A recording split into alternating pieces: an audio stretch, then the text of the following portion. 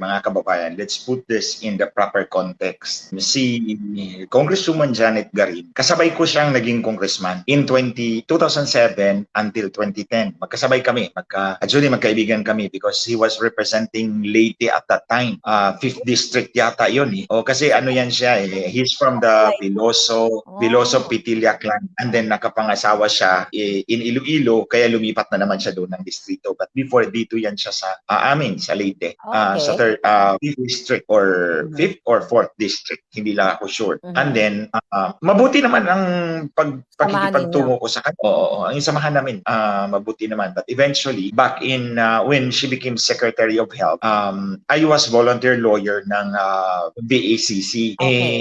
Kaibigan ko si Dante Jimenez, yung yumaong si Dante Jimenez. And then one day, nagmeeting kami dito sa Manila Yacht Club yata yun. And then pinakiusapan niya ako kung pwedeng I will stand as complainant doon sa Dengbaksya na isasampa ng yes, yung mga batang na biktima ng bakuna. So kinausap niya ako kung pwedeng ako yung yung complainant doon. So in short, kasi I also believed in the worthiness of the cause. So nag-file kami ng complaint sa Office of the Ombudsman. Eventually, the Ombudsman decided to file a case against Janet Garin. Nag-prosper yung kaso at nakasuhan yata siya sa Sandigan Bayan. But after actually ako nag-file, nakiusap si Janet Garin sa akin na i-withdraw ang kaso. Dito kami nag-meeting sa Sofitel. Nakiusap siya na i-withdraw ang kaso. Pero sabi ko sa kanya, kung paninindigan ko na yan kasi na-i-file na yan, ayokong i-withdraw yan because nakataya yung pangalan. Pero sabi ko sa kanya, I will not go so far as ididiin kita. So, na-file na natin yung sa Ombudsman, let it be. Pero hindi ako mag-exert ng extra mile para idiin kita. Kung ano yung complaint, kung ano yung complaint, yun lang yun. I will not go beyond that na ididiin talaga kita. And I kept true to my word. Hindi ko talaga siya diniin. After filing, wala na akong ginawa. But then, kung the Ombudsman found probable cause, nakasuhan siya, wala na akong kinalaman doon. Nung kampanya, kung natandaan po ninyo, pumunta ako ng Guimaras. Nakiusap ako doon kay Governor Raman Nava para kay Bongbong Marcos. Sabi ko nga na kung pwede, pakawalan lang yung mga tao niya kasi Lenny sila eh. So kung pwede pakawalan lang, makampanya namin. So sabi ko, tapos na yung trabaho ko kasi sinabi ko nga si Governor Raman Nava, hindi niya minute si Lenny Robredo which she went there. Pero ako, pinapunta ko doon sa bahay niya. Kasama ko yung dalawa kong nag-sponsor sa akin na pumunta doon para kausapin si Gov. And then, actually, kinulit ko si Gov. Nagmakaawa ako sa kanya para kay Bongbong Marcos. Para kay Kuting, oo. Yeah, actually, napagkwentuhan natin yan eh. Napagkwentuhan natin yan dati. Siya pala yun. Si Governor Raman Nava. And then, di ba, nakwento ko rin na when I was at the airport, binigyan ako ng 100,000 sa Sucre because nagpasalamat sila sa akin. Pinalik ko yun. Sabi ko, gawa nyo na lang ng posters para kay Bongbong Marcos. At least makatulong man. But before that, bago ako pumunta ng airport, pumunta pa ako kay Congressman Biron. Pumunta pa ako doon sa Iloilo. Pumunta pa ako doon sa bahay ni Congressman Biron. Actually, nag-antay pa ako doon sa baba kasi matagal si Congressman Biron bumaba. But even if it's sort of undignified, pero okay lang kasi doon na ako sa garahe eh. But okay lang yun because kinampanya ko naman talaga si Bongbong Marcos. Nang bumaba si Congressman Biron, nag-uusap kami. Sabi ko, tulungan natin si Bongbong. Nakiusap ako sa kanya. And then tinawagan ko rin si Janet Garin because at that time, dapat pumunta ako doon sa distrito. Dapat pumunta pa ako doon sa kanyang distrito pero hindi na gahol na sa oras. So nakiusap din ako sa kanya na i-kampanya si Bongbong. Of course, she agreed. Over the phone, yes. Okay. So that was the last time na nagkaroon kami ng interaction ni Janet Garin, ni Congresswoman Garin. And then kahapon na, while nag-live tayo at Claire kahapon, si Jamie nasa harap ko. Yung pala yung gusto niyang ipakita sa akin. Hindi na natin napag-usapan. Hindi na siya lumapit pero nakita ko siya sa harap over the glass door. Anyway, pagkagabi, si Peter naman nagsabi, merong tinira ka ni Janet Garin. Sabi ko, hindi ko na nababasahin, baka ma-high blood pa. Oo, sabi ko, hindi ko nababasahin kasi baka ma-high blood ako, matira ko ba siya nang wala sa oras. At any rate, I remain true to my word. Hindi ko talaga binasa yung transcript ng mga pinagsasabi ni Janet Garin. Dito na natin sasagutin impromptu. Okay, yes. So ito yun. Yun yung context. Mga kababayan, hindi naman siguro galit sa akin si Janet Garin, si Congresswoman Garin. Hindi siya galit sa akin. meeting. Kasi maayos naman yung pag-uusap namin over the years eh. Ang nakikita ko is pumapil siya because sa matinding pangangailangan. Yes. Kasi Kailangan kung niya makikita ninyo, magpalakas kay Lisa. kailangan, tingnan nyo mga kababayan, yung comment ni Congresswoman Janet Garin, pabor na pabor kay Lisa. Ang private complainant doon, sa kaso niya, si Glenn Chong, nakalaban ni Lisa Marcos. So you see, it's easier to lapitan niya si Lisa Marcos. Because ang kalaban niya direct. Baka on sakaling paper, ma-dismiss yung kaso.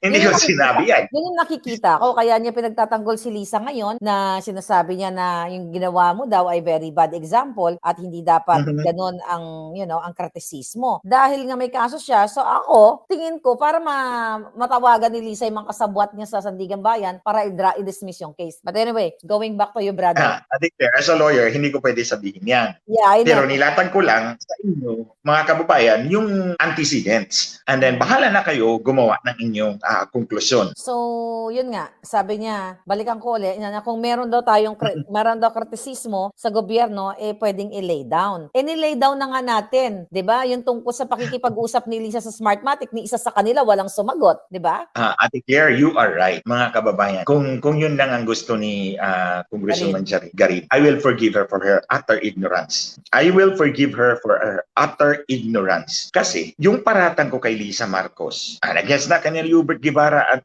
Ivan Uy.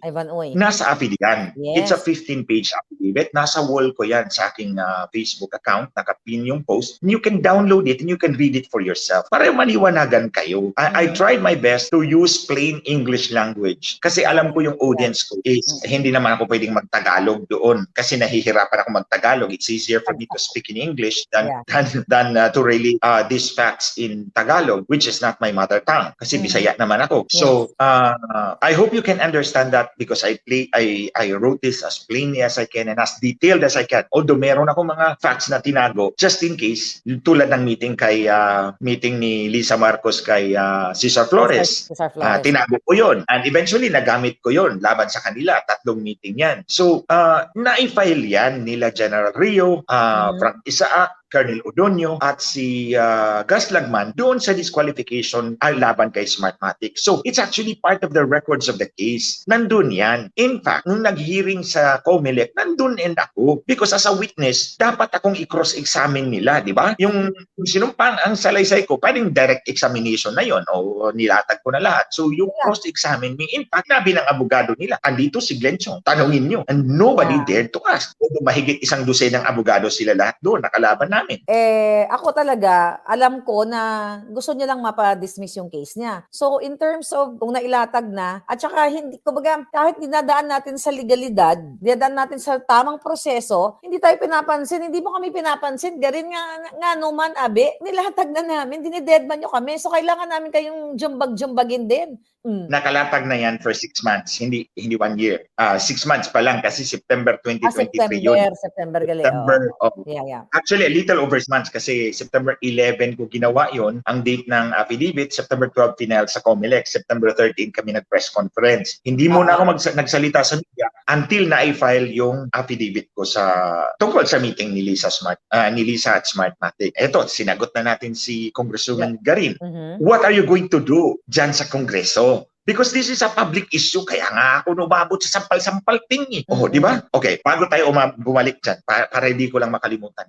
The other part na pwede ilatag din natin yung tamang konteksto, si Congresswoman Janet Garin ay House Majority Floor Leader. So in other words, siya yung leader ng mga congressman na nasa majority. Kasi di ba, yung House of Representatives, dalawa yung bahay kapulungan ng Pilipinas, yung Congress. Pag sinabi mong Congress, dalawa yan, the Senate and the House. So dalawa yan sila. Now, within each House, dalawa din yung grupo. Sa Senate at sa House, dalawang grupo yan, the minority and the majority. Yung majority, yun ang kakampi ng Senate President or Speaker of the House. Yes. Yung minority, ito yung mga kalaban sa kabilang side. So ito yung opposition. Yes, that's the right term. Sa House of Representatives, meron tayong majority caucus. Ito yung mga kampi ni Tambaloslos kasi siya yung speaker dyan. Tapos yung opposition, si Franz Castro, sila yung minority. So bawat caucus meron niyang leader. So si Janet Garin ang majority floor leader. Ewan ko kung sino ang minority floor leader. So kung majority floor leader ka, sidekick ka ng speaker. May tambalos-los. Pinagkatiwalaan. Yes. Na ikaw yung taga-latigo sa mga congressman sa majority.